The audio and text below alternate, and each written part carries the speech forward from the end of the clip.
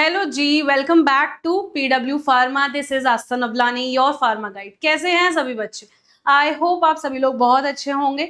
बच्चों, पढ़ाई बहुत अच्छी चल रही होगी। ये वीडियो स्पेसिफिकली जितने भी यूपी ट्रिपल एससी फार्मासिस्ट के एस्पायरेंट्स हैं उन सभी के लिए है। उन सभी लोगों को आज से 30 दिनों तक कैसे काम करना है, कैसे मेहनत करनी है, क्या प्लानिंग, क्या स्ट्रैटेजी रहनी चाहिए, वो पूरी स्टडी करके मैं आप लोगों के सामने लेके आई हूँ कि आपको किस तरीके से क्या क्या करना है ताकि आप इस एग्जामिनेशन को क्रैक कर पाओ। विद दैट, बिना किसी देरी के इनिशिएट करते हैं बच्चों आज की ये 30 days preparation strategy for last 30 days for UP triple SC pharmacist 2026। चलिए जी, शुरू करते हैं कि हमें कैसे पढ़ाई लिखाई करनी है। सबसे पहले बेटा, आखिरी के 30 दिनों के लिए गोल्डन स्ट्रैटेजी, गोल्डन रूल्स क्या रहने वाले हैं। सबसे पहले, कोई भी नई किताब मत उठाना। अब आप लोग ऑलरेडी सफिशिएंट बहुत कंटेंट पढ़ चुके हो, इससे ज्यादा की अभी हमको जरूरत एज सच नहीं है। आपको क्या करना है, आपको अब एटलीस्ट 8 से 10 घंटे बेयर मिनिमम पढ़ना ही पढ़ना है। 8 से 10 घंटे नहीं पढ़ोगे तो भाई बहुत सारा कोर्स रह जाना है। कोशिश करो कोशिश करो 10 नहीं तो 8 घंटे तक तो प्लीज प्लानिंग करके ही चलना, ठीक है। उसके अलावा आपको अब 70 और 10 का रेशो फॉलो करना है। मतलब 70% रिवीजन करना है, 20% एमसीक्यू और 10% जो भी मॉक आप परफॉर्म कर रहे हो उन मॉक में आपका क्या रिजल्ट आ रहा है, कहाँ गलती हुई उसको देख लेना है। तो 70, 20 और 10 का रेशो फॉलो करना। अब आपको दिन में कम से कम 100 से 150 क्वेश्चन लगाने ही लगाने हैं एमसीक्यू फॉर्मेट के। कम से कम 100 से 150 क्वेश्चन बच्चों। इसके अलावा आखिरी के 15 दिन फुल रिवीजन मोड ऑन कर देना। अभी तो चलो 30 दिन है, तो अब आखिरी के 15 दिन आपको पूरा सिर्फ रिवीजन पे फोकस करते हुए चलना पड़ेगा। वीकली मॉक कंपलसरी है, हर हफ्ते एक मॉक तो लगाना ही लगाना, पूरा एक सेट लगाना, जिस तरीके का पेपर फॉर्मेट आ रहा है उस तरीके का। उसके बाद वीक सब्जेक्ट्स को मॉर्निंग में पढ़ो ताकि आप लोगों को पता चले कि किस तरीके से वो लॉन्ग टर्म ग्रैप, क्योंकि सुबह पढ़ोगे फ्रेश स्टार्ट करोगे तो कई सारी चीजें ब्रेन में रीगेन हो जाएंगी। कोशिश करना जो भी आपके वीक सब्जेक्ट है उनको सुबह में पढ़ने की। लास्ट में एक जो आपकी मोबाइल यूसेज है उसको फिक्स कर लो कि भैया इतने ही समय रील देखनी है, इससे ज्यादा समय नहीं देना। वैसे तो अभी देखनी ही नहीं चाहिए रील, पर थोड़ा बहुत रिक्रिएशन चाहिए दिमाग को शांत करने के लिए। तो कोशिश करो कि मोबाइल का समय फिक्स कर दो कि मैम 1 घंटा ही देखूंगा बस। उसके बाद डेली रूटीन जो मेरी तरफ से आप लोगों के लिए सजेस्टेड है वो ये है कि 6 से 8 AM को रिवीजन स्लॉट में कन्वर्ट कर दो। अपना वीक है तो वीक में कन्वर्ट कर लेना। उसके बाद 1 से 3 बजे एमसीक्यू प्रैक्टिस करना दिन में। 1 से 3 बजे एमसीक्यू प्रैक्टिस कर लेना। फिर उसके बाद 7 से 8 बजे तक, आज 7 से 8 बजे तक कोशिश करना कि करंट अफेयर या जनरल साइंस जो भी आप पढ़ रहे हो वो पढ़ लेना। फिर 9 से 12 बजे, 9 से 12 PM जो आपने ये वाला शेड्यूल फॉलो किया था, 9 से 12 मतलब सुबह 9 से 12 बजे तक मेजर सब्जेक्ट पढ़ना। जो भी मेजर सब्जेक्ट मैंने अभी आपको बोला कि आपके वीक हैं और आपको ध्यान देने की जरूरत है, वो 9 से 12 बजे सुबह पढ़ लेना। और रात को 1 घंटा सिर्फ रिवीजन कर लेना, ठीक है, जो भी आपने पढ़ा। तो 6 से 8, 9 से 12, 1 से 3 और 9 से 10, ये आपकी पूरा शेड्यूल होगा। तो आपका एक बैलेंस रूटीन फॉर्मेट क्रिएट हो जाएगा। डे 1 पे कोशिश करना फार्मास्यूटिक्स के बारे में पढ़ने की। फार्मास्यूटिक्स जो आपका पहला दिन रहने वाला है 30 दिनों में, उस पर कोशिश करना कि आप अपनी फार्मास्यूटिक्स का पूरा रिवीजन करके खत्म कर दो। जो भी आपके ये सारे पॉइंटर्स हैं फार्मास्यूटिक्स में आए हुए हैं, इसके अलावा कुछ एडिशनल पॉइंट्स, एडिशनल सुटिक्स भी पढ़ लेना।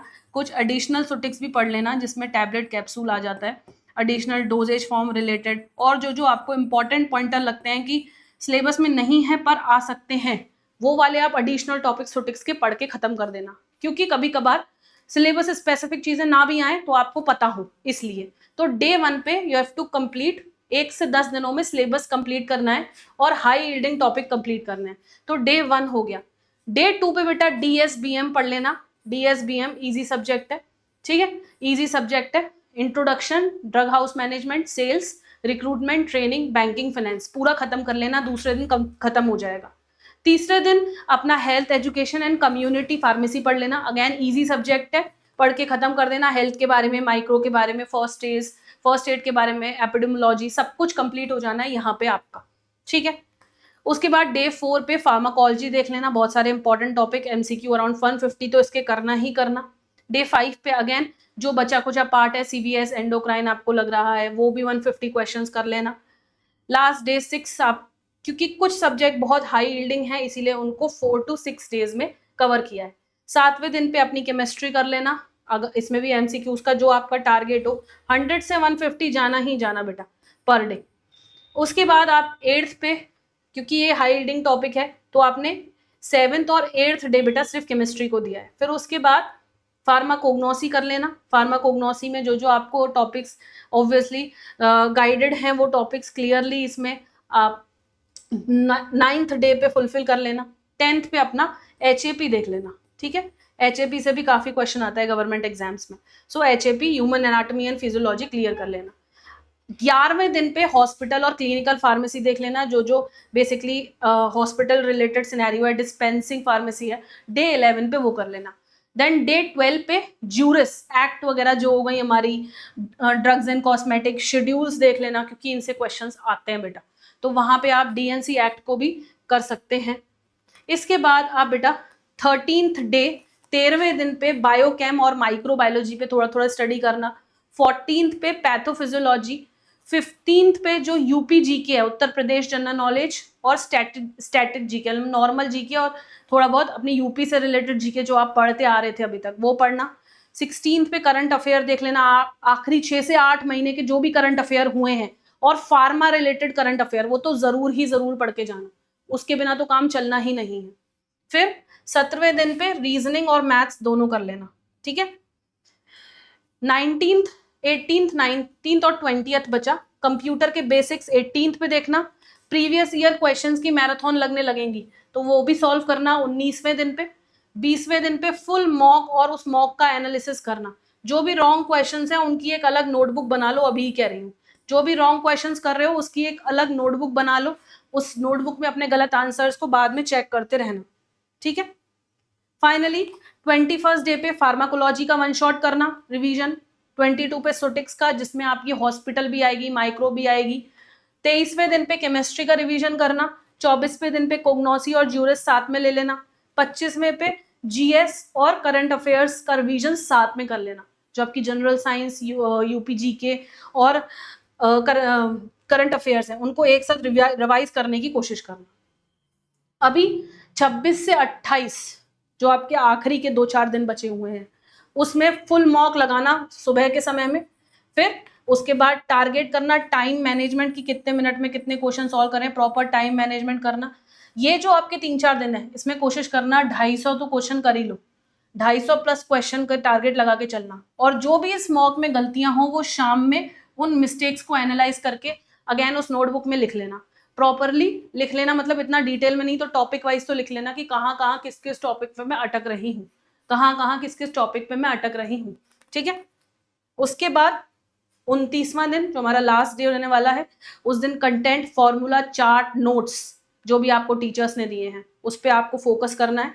डेली गाइडलाइंस में बहुत ज्यादा हैवी स्टडी नहीं है, रेस्ट भी करना, सही से सोना, बीमार मत होना, गर्मी पड़ रही है पानी पीते रहना, क्योंकि अब अगर आप बीमार पड़े तो वहां पे आपका पेपर अफेक्ट हो सकता है। फाइनली 30वां दिन आपका एग्जाम होगा, जिस दिन आपको नए टॉपिक्स तो बिल्कुल भी नहीं पढ़ने हैं, सेंटर पे समय पे पहुंच जाना, सेंटर पे लेट मत पहुंचना अपने। अटेम्प्ट स्ट्रेटेजी क्या है, सबसे पहले राउंड में पूरा पेपर देखना, पहले राउंड में सारे इजी क्वेश्चन अटेम्प्ट कर लेना जो एक बार में याद आ रहे हैं। दूसरे राउंड में जो आपको मॉडरेट लग रहे हैं, जिनमें 2 ऑप्शन सही लग रहे हैं वो वाले टिक कर दिए। फिर लास्ट में जाके वो क्वेश्चंस करना जो बहुत कंफ्यूजिंग है, जहां पे आपको बहुत दिक्कत हो रही है। एंड विद दैट पैनिक को अवॉइड करना। लास्ट में बहुत मेहनत करी है आप लोगों ने, ये लास्ट 30 डे का काउंटडाउन है जिसमें हमने 30 डे स्ट्रैटेजी फॉलो करने की कोशिश करी है फार्मासिस्ट 2026 की, जिसमें हमने सिलेबस कंप्लीट करा। अब हम सिलेबस कंप्लीट करने का नहीं, रिवाइज और स्कोर करने का टाइम आ गया है। 30 डे स्ट्रैटेजी है यूपी फार्मासिस्ट 2026 की, जिसमें आपको लास्ट 30 डे, बस अब ओनली 30 डेज लास्ट के डिसिप्लिन मेंटेन करते हुए पढ़ाई करनी है, ठीक है। And that was it for today's video. Hopefully आपको ये 30 डे स्ट्रैटेजी बहुत काम आने वाली है और आप लोग बिल्कुल इस एग्जामिनेशन में बूम करके आने वाले हो, पेपर अच्छा करके आने वाले हो। सभी UPSSC 2026 फार्मासिस्ट एग्जाम के लिए ऑल द बेस्ट, जितने भी हमारे एस्पायरेंट्स हैं। Hence, this is me, Asa Navlani, now signing off. Thank you so much, बच्चों.